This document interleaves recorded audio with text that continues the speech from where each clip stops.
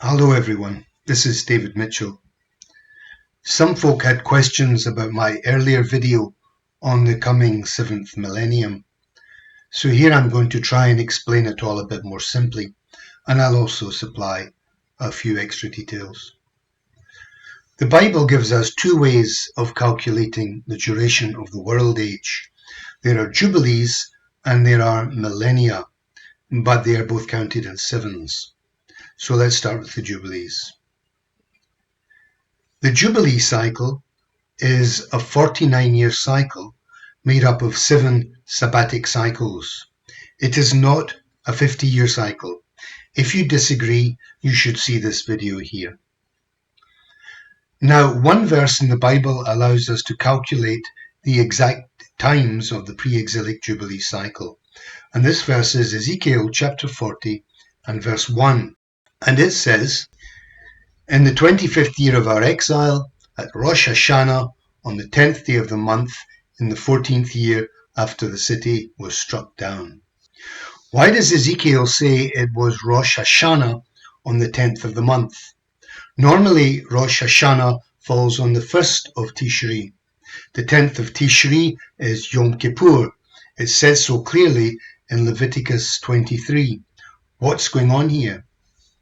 Well, the answer is that Rosh Hashanah falls on the 10th day of the month only in a Jubilee year. This is taught clearly in Leviticus 25.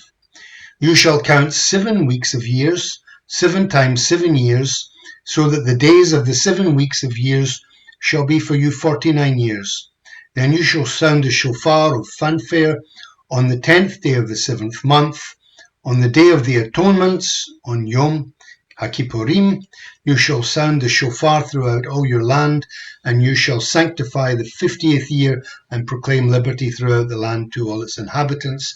A jubilee it shall be for you." So in this verse, Ezekiel is speaking at the start of a jubilee. But what year was that? Well, Ezekiel gives us 2 historical reference points. It was in the 25th year of our exile, in the 14th year after the city was struck down. These 2 reference points point to Ezekiel's year beginning in autumn 574 BC. And if you want the calculations for that, you'll need to see my book, Awaiting the Millennial Kingdom. And so, from this date of 10th Tishri 574, we can calculate all the Jubilee cycles, like a great chain, way back into the past and forward into our own time. But we don't have any kind of start point or end point to this chain, so we can't calculate which Jubilee we're living in now, and this is where the 7 millennia come in. The Bible implies that this world age will last for 1 week of millennia, that is, for 7 millennia. This teaching goes back to Moses' interpretation of Genesis 1 in Psalm 90 verse 4. There will be 6,000 years of toil and woe, and then at the beginning of the 7th millennium, the King Messiah will set up his kingdom. And in my previous video, I quoted the Epistle of Barnabas on this subject. It's an early epistle from the apostolic period, and you can read it in the earlier video here. But this time, let me quote Irenaeus. Irenaeus lived in the second half of the 2nd century. He was a disciple of Polycarp, who was a disciple of John the Apostle, who wrote the Gospel and the Revelation. And Irenaeus says he received his teaching direct from the Apostle John himself. And he says, "In as many days as this world was made, in so many thousand years shall it be concluded. For the day of the Lord is as 1,000 years, and in 6 days created things were completed. It is evident, therefore, that they will come to an end at the 6,000th year." So says Irenaeus. Now, we needn't doubt that this really is a teaching from the Apostle John, for John speaks clearly about the Messianic millennium in Revelation 20, and he quotes Jesus speaking about it in the 2nd chapter of his Gospel. Now, next, we find that the sages of Israel believed the 6 millennial days should be split into 3 groups of 2. The world is to exist for 6,000 years, 2,000 years of chaos, 2,000 years of Torah, 2,000 years are the days of the Messiah. That is, 2 millennial days, or 2,000 years from Adam to Abraham, 2 millennial days from Abraham to the Messiah, for Abraham first taught Torah to the nations, and 2 millennial days from the appearance of the Messiah to the Shabbat millennium. And then the millennial Sabbath will last for 1,000 years until it gives way to the great age to come. As I said, Jesus teaches the same thing in John chapter 2.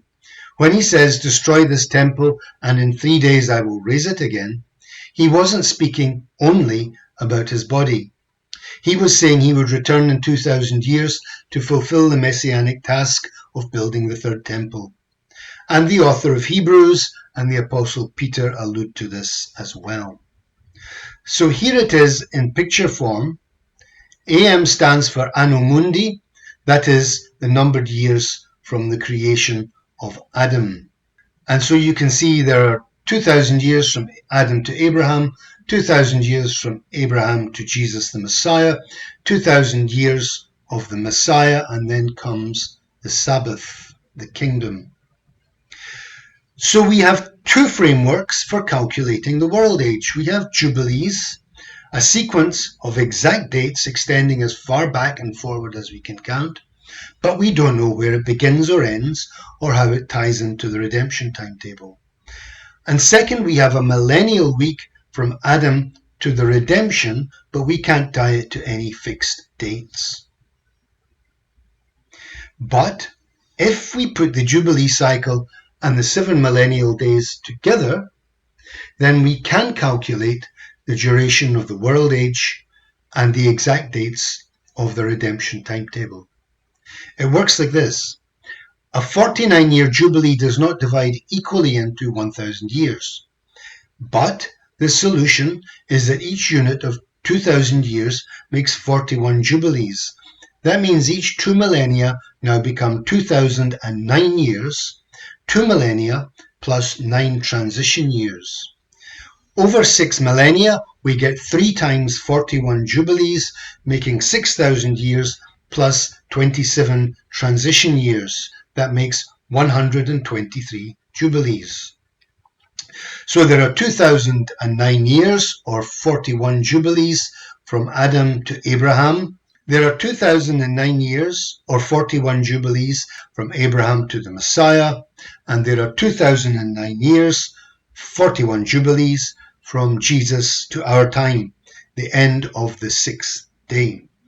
And then comes the Sabbath millennium, which is another 21 Jubilees.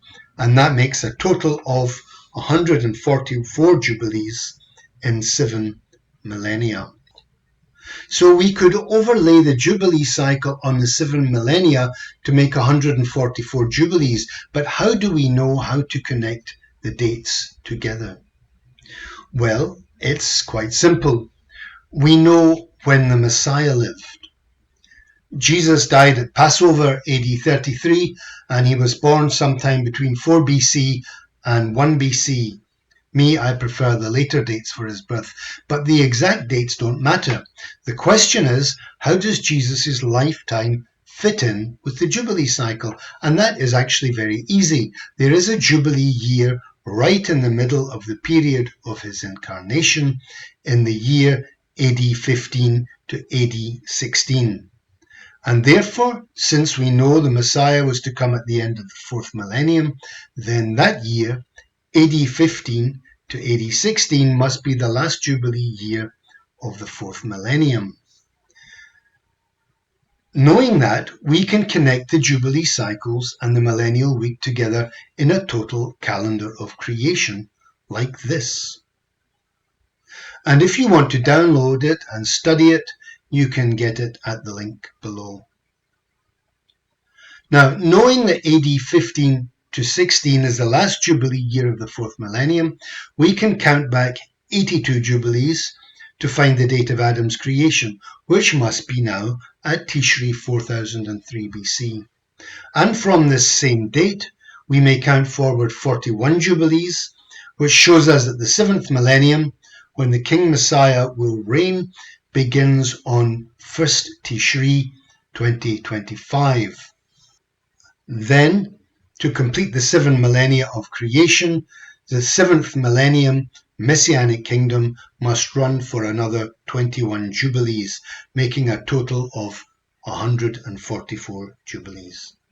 And this 7th millennium will end on 29th of Elul in the year AD 3054. So you can put that in your diary.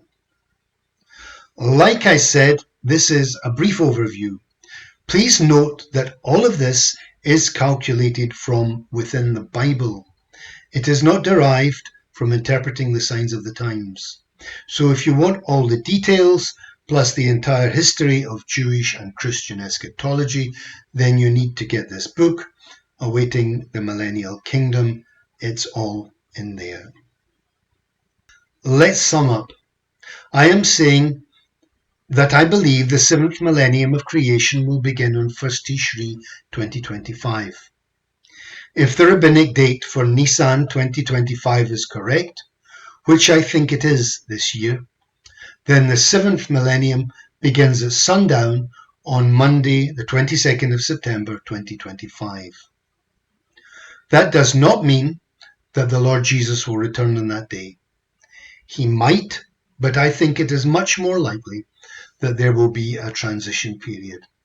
Just as there were 16 and a half years from the start of the 83rd Jubilee cycle until he accomplished his work of redemption in AD 33, in the same way, we can expect the Antichrist to come and then the Lord to return within 18 years, which is the period between Ezekiel's pre-exilic Jubilee cycle and the post-exilic Jubilee cycle of Ezra and Daniel. Thank you for listening. God bless you, and blessed be Jesus, the Messiah.